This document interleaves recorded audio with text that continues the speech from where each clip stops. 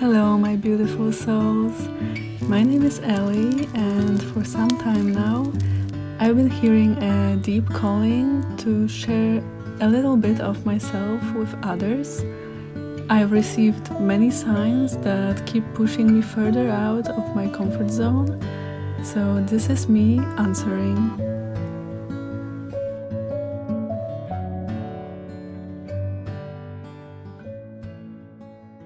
Hi guys! So I've just done 30-minute meditation and I feel so good, and I decided to sit in front of the camera and just talk about what's passionate to me. I wrote a little list of things that helped me during something that all of us artists, I think, struggle with, and that is creative block. So that's something that has been part of my life since forever. Literally in high school, I think I didn't create a single piece of art during the whole 3 years of high school in my country. So yeah, it's there. And I've come up with a couple things that helped me during that time, and I want to share it with you guys because maybe it will help someone.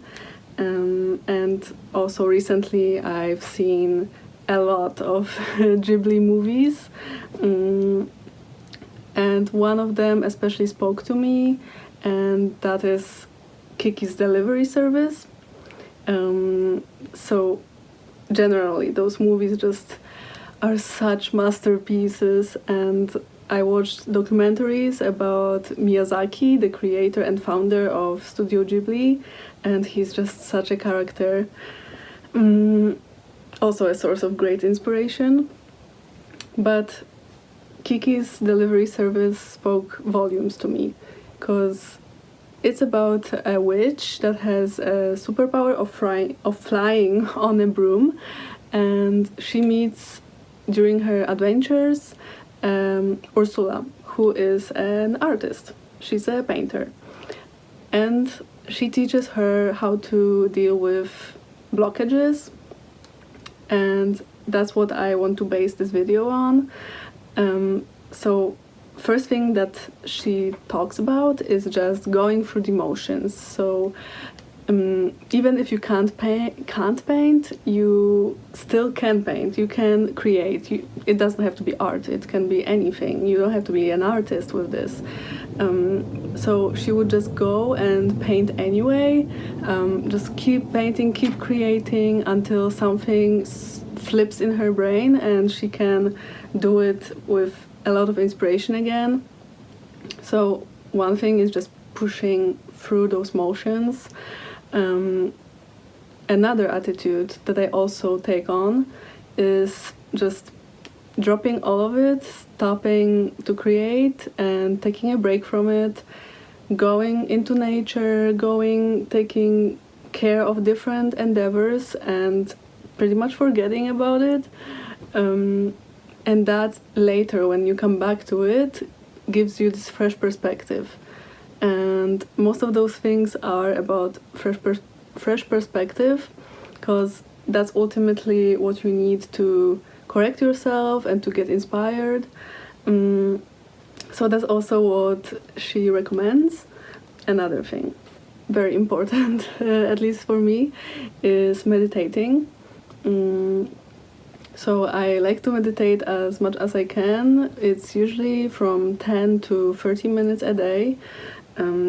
And I noticed that it gives you this free space in your brain, into which new ideas can flow in, and inspiration. And I think it lets you connect with this higher flow, creative flow energy, with the source, whatever you want to call it. And it allows it to put ideas into your head and execute them. Sometimes I even pray for it. I pray for inspiration. I would say, please, source, God, universe, give me ideas, give me the strength to execute them, the wisdom to understand them, and to send those messages out to people.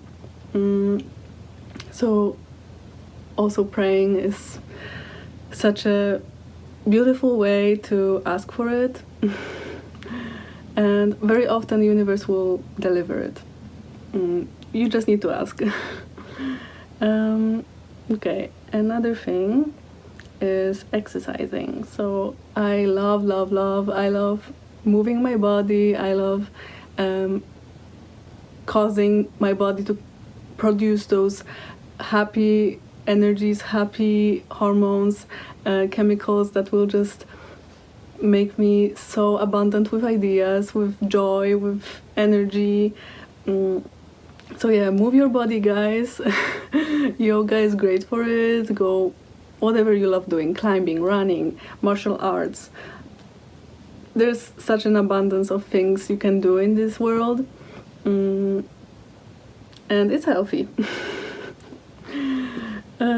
So yeah, that's another thing that I do. Okay, this one may be more challenging, but claim your time in solitude.